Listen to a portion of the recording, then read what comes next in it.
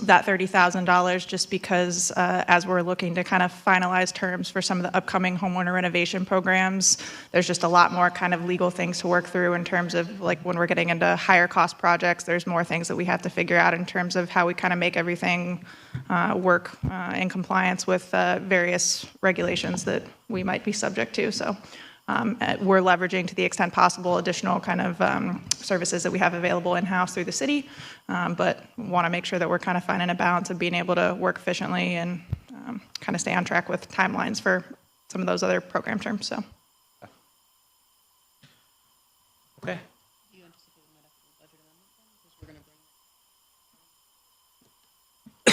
I think we can see kind of where we're at with costs and kind of where we land with responses. I think we'll probably have a little bit more information within our next meeting. So Keep us posted. All right. So we need a motion for this resolution, correct? Yep. We'll entertain a motion. I'll second. Any further discussion? All in favor? Aye. Opposed? Carried. All right. Let's move on to our operating budget. all right, so item number 3 is a request to amend the fiscal year 25 operating budget, not specific to legal services, but to a couple other costs. So what we had previously discussed at the Finance Committee meeting a couple weeks ago, we were just adjusting the amount that was in our total line items for directors and officers and liability insurance. The final amount that came back was about 175 different than what we had budgeted for originally. So we just reduced that from our another one of our administrative lines through licensing and fees to make that adjustment. There is a copy of the budget that was reviewed at our meeting 2 weeks ago, as well as a second copy of it. So for those of you that were at the meeting, I had mentioned that just based on where we were at with projected spend for block challenge applications received so far to date, that probably within the next month we were going to need to bump that line up to be able to accommodate those applications. And as of this morning, we have doubled the amount of applications that we have in hand from where we were at 2 weeks ago, which is great. We're up to a total of 9 applications, 42 participants total, but we're within about a less than $10,000 cushion of what was originally authorized for the program. So we were looking to just kind of bump that amount up. Obviously, we don't want to approve any applications that would be in excess of the total amount for the program that the board has authorized. And we do want to make sure that we're able to kind of turn around reviews of those for people expeditiously as we're receiving them. So rather than waiting another month, I think we're making a recommendation that we bump up that line for that budget $50,000 to the direct services line. So it works out to about a $55,000 difference total, accounting for the additional admin costs that would be kind of under the umbrella of the agreement with home headquarters that we would have. So. Correct, yeah. And I think that as we continue to kind of work through some of the programmatic terms for what homeowner renovation programs look like, I think the way that this is broken out now, it contemplates a minor exterior program. I think that there's some room to deliberate the warrants of having a separate, distinct exterior program separate from the block challenge program, kind of understanding that we did bump up the budgeted costs a little bit. So I think that those lines are going to kind of continue to shift as we work through what program structures look like. But at the end of the day, it's still working out to the same amount that's going to direct assistance to homeowners. So I think that's what we want to see. I think the applications that we have that are coming in, for every dollar that we're putting in so far, we're leveraging about $1.40. For anticipated spend. So I think that's good. It's showing that we're getting money off the sidelines, which is what we're kind of trying to accomplish. So Michelle, forgive me. I just want to make sure I'm following. So there's 2 changes. One is relative to D&O and liability insurance, right? Mm-hmm. And so that's adding an additional 175. Mm-hmm. And that is across both insurance lines on the budget. I'm looking at the budget here. Yes. Okay. And that those funds get taken from where? Licenses and fees. Thank you. You did say that. Okay. And then going up to the which is not included in the summary, but the The last page in your packet is reflected on that budget. Thank you. Got that one. Where am I? Thank you. Marked as version reviewed 9/22/25. So that just shows kind of where we take those additional. Thank you. Where the heck is mine? It's in here somewhere. I'll look at yours. Okay. Oh, you know what? It's probably on I brought the one that was printed out from earlier, so it's probably right here. There it is. Thank you. Bear with me, folks. I want to make sure I understand this here. Okay, so that's what I was missing. So up from 73,695 to 123,695. Got it. And again, that is being drawn from the administrative, program administration? It's coming out, yeah, so homeowner expenses, direct costs, so it's specifically coming out of a projected line of a minor exterior program. Again, I think that's kind of where it's quite possible that we might end up fully folding minor exterior costs into either block challenge or homeowner renovation, but we can kind of continue to work through that over the next couple months. I think the biggest thing is that, like I said, we don't want to be in a position where we're approving applications in excess of the anticipated amount that the board has authorized for the program, so. Great. Well, I recall when we first looked at this, folks, including the counselors, anticipated we'd have had high demand on this, and we do. So this is a good problem to have, and so I'm certainly supportive. Any other questions on that? I will entertain a motion. I'll move it. Any further discussion? All in favor? Aye. Aye. Opposed? Carried. All right, let's keep moving. So we've got some block challenge program amendments. Yeah, so as you all will recall, as we've kind of discussed, the current terms for the block challenge program as authorized are that we have the ability to do administrative approvals so long as the applications that we're receiving are in compliance with the terms of the program as adopted by the board. In the event that there's any applications that would come before us that would be considered kind of a waiver deviation from those adopted policies, that would be at the point that we would need to bring them to the board. So I think the items that we have here are just kind of indicative of, as we've been working through applications received so far, just some things that we want to kind of clean up a little bit from a language standpoint to make sure that everything kind of is consistent across I think what has been discussed with the board thus far, but otherwise is a little bit kind of gray in the wording of the policy as it currently states. So these were all things that we discussed at the most recent committee meeting, but just to kind of review them again for folks who were not in attendance at that meeting. I think the biggest one of those is clarifying eligibility waivers for line of sight proximity. So right now, the current terms of the program state that at least every team member must be able to see at least one other team member from their front door. As we have kind of stated, our team's really committed to making sure that we're working with people to find ways to accommodate that if that is not able to be met for whatever kind of practical purposes. So I think we just want to amend the guidance there that that is something that can be determined administratively without that piece of it coming back to the board.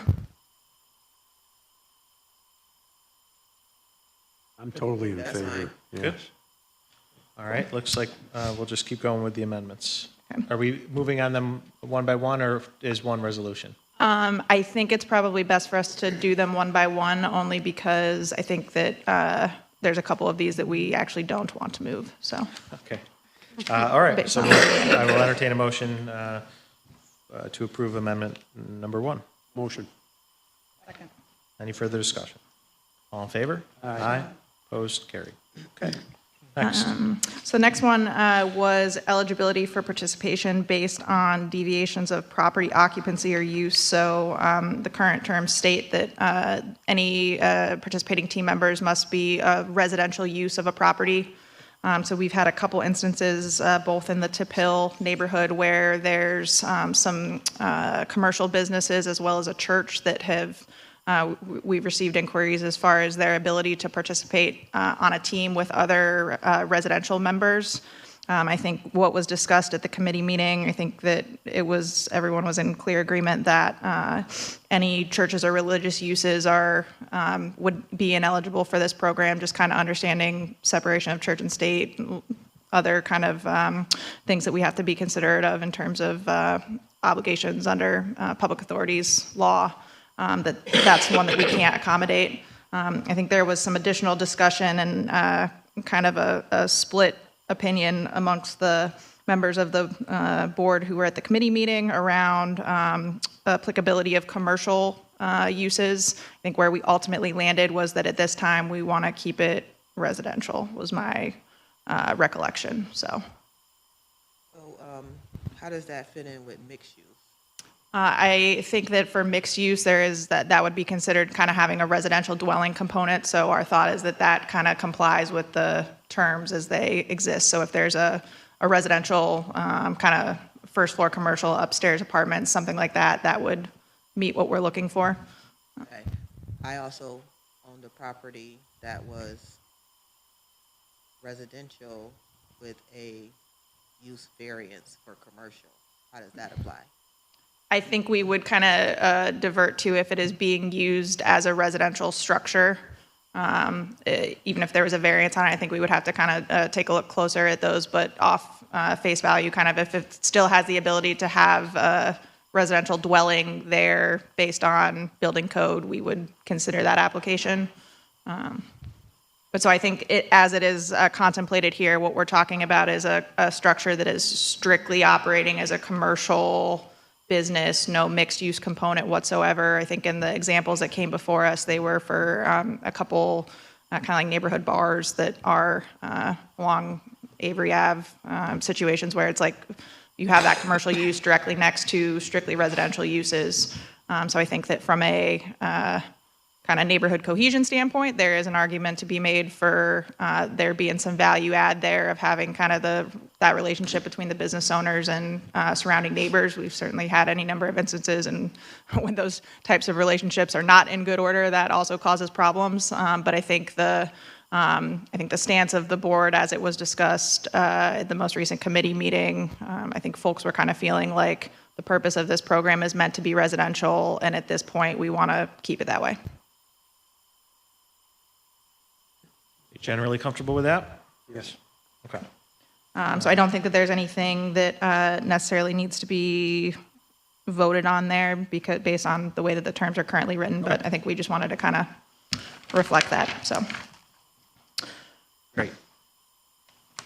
Moving on. So next one that we're looking for here would be a reimbursement maximums for a project with a shared component. The impetus of this was that we received an application from two neighbors that had a situation where they have a legally shared driveway based on their property plans kind of as adopted, and so they were inquiring as to whether or not in that situation they could both be eligible for a reimbursement or if it was limited to one because it's effectively one driveway.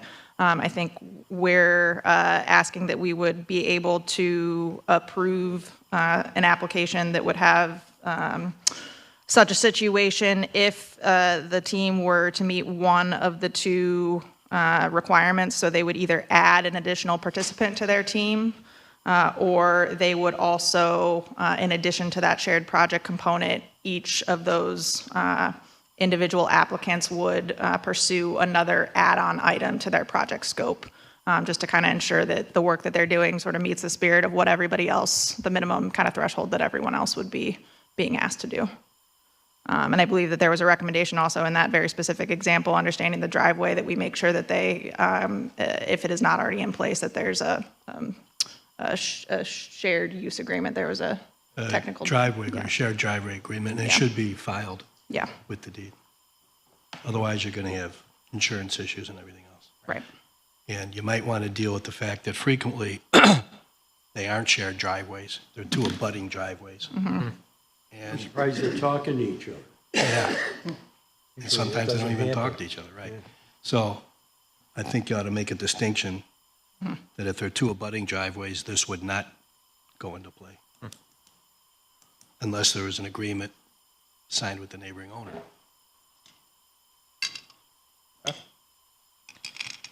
Any questions or comments about the reimbursements for shared projects? Do we need action on this one, Michelle? I think, yes, that we would pursue they would either need to have 4 more participants or add another project component. Okay. So moved. Second. Any further discussion? All in favor? Aye. Aye. Opposed? Carried. Next one. Last one that we have for block challenge amendments, so would be looking to amend the terms to allow us to make accommodations that would essentially give participants a little bit more flexibility in how they are pacing out their project costs over their maximum allowable participation rounds. So the current rules of the program state that a homeowner may participate up to 3 times in a 5-year period. And so kind of currently, the structure of the program is for every dollar you spend, you get a 50% reimbursement up to $2,500. So whether you spend $5,000 or $10,000, you will only currently be reimbursed up to that $2,500 amount.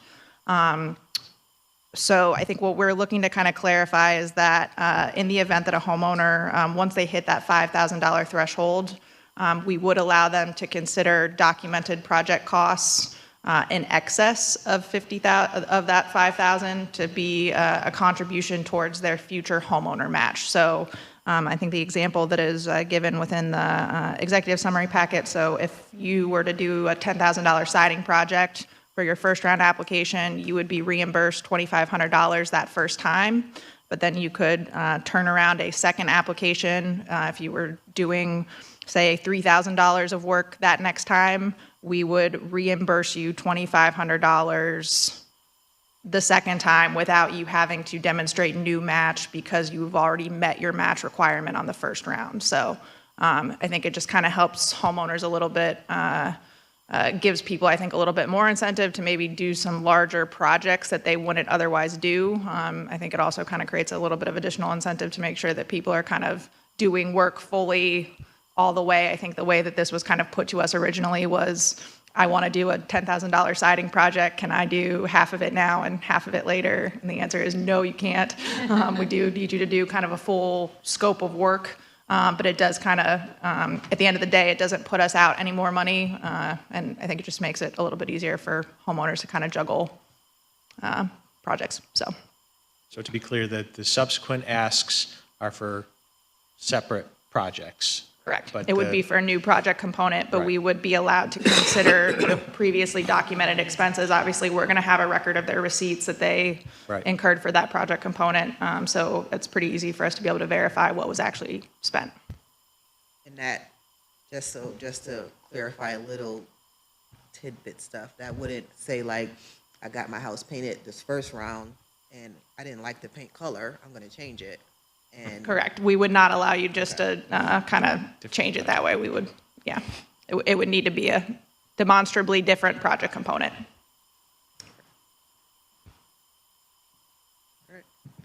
Okay. Unless there are any other questions, I'll entertain a motion. So moved. Any further discussion? All in favor? Aye. Opposed? Carried. All right, that covers new business. Let's get into old business with some updates. Yeah, so I think we kind of actually ended up touching on a decent amount of this just with, in discussing kind of the budget for the Block Challenge program. But so far, we've had great participation and interest. We've had well over 100 inquiries to our office with the applications that we've received so far. I think we're seeing that what has come in is having kind of the anticipated impact that I think we would like to have. So continuing to kind of work through different community outreach items, doing the neighborhood meeting circuit, public events and things like that.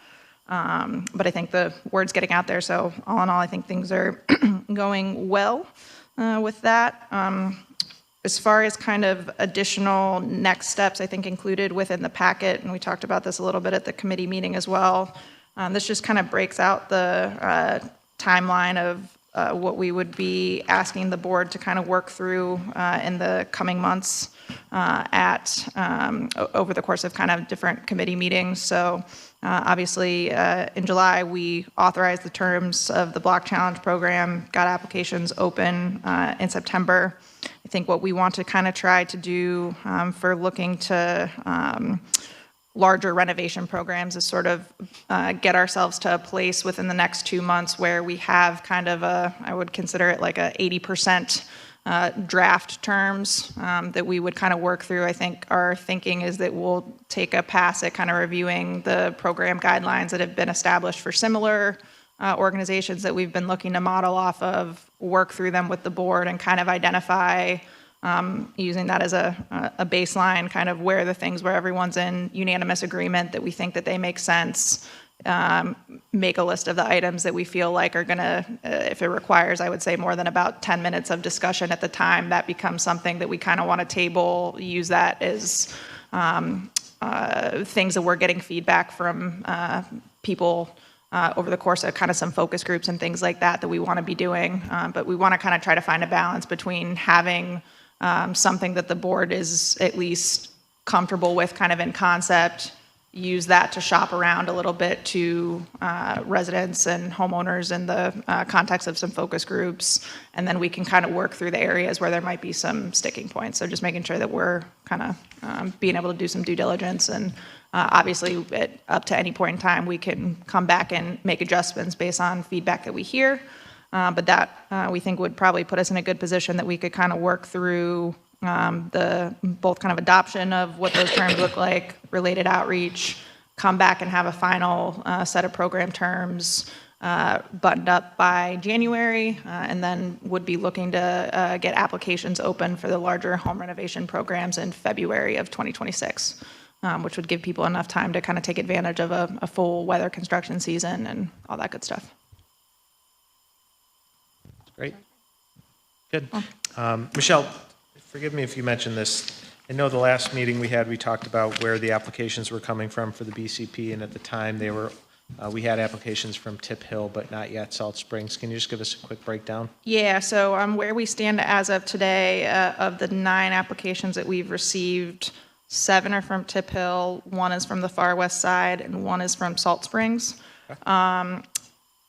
I expect that just based on feedback that we've heard from residents, there's several larger teams in Salt Springs that are working to assemble their applications, and we expect that we'll be getting those in within the next couple weeks. So ultimately, at this point, I'm not necessarily concerned about kind of distribution of resources across the neighborhoods. That's something I think we can certainly kind of keep an eye on. But in terms of kind of total number of participants, I think that there's just been a lot of folks that have reached out looking for teams. Neighbors have been great about accepting additional team members, and so the larger the group, the more stuff there is to wrangle. So I think they're just taking a little bit longer to get them in, but I don't think that will, at this point, ultimately be reflective of overall participation. So I heard that there was like a group convening in that area that will be submitting. yeah. Yeah. If at any point you are concerned, just let us know. Otherwise, we'll.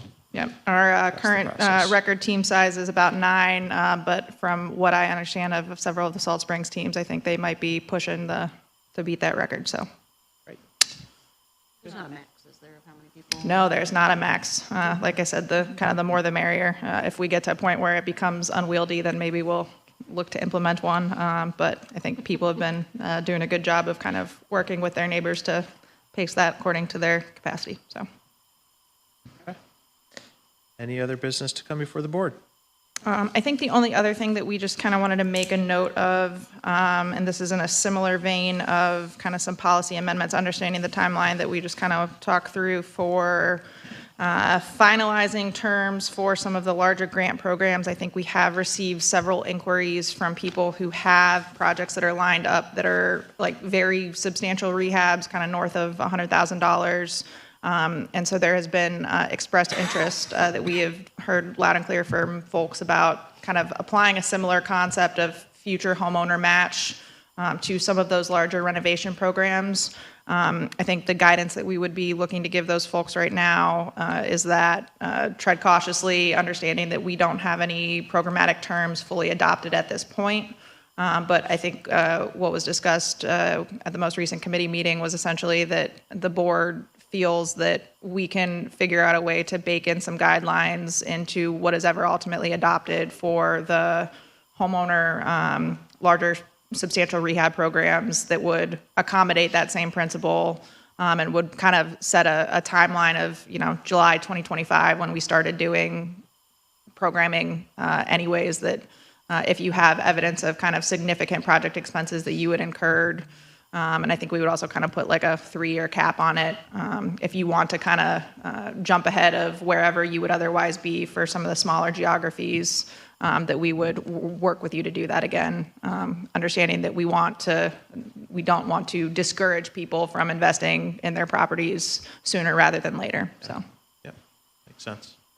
So I don't think that there's any action needed on that, but just kind of reflecting that we've had that discussion and no one is opposed to that idea. Yep, So, hope to help them, but proceed at your own risk. right. Good. Okay. Everybody good? Motion to adjourn? Motion. Second. All in favor?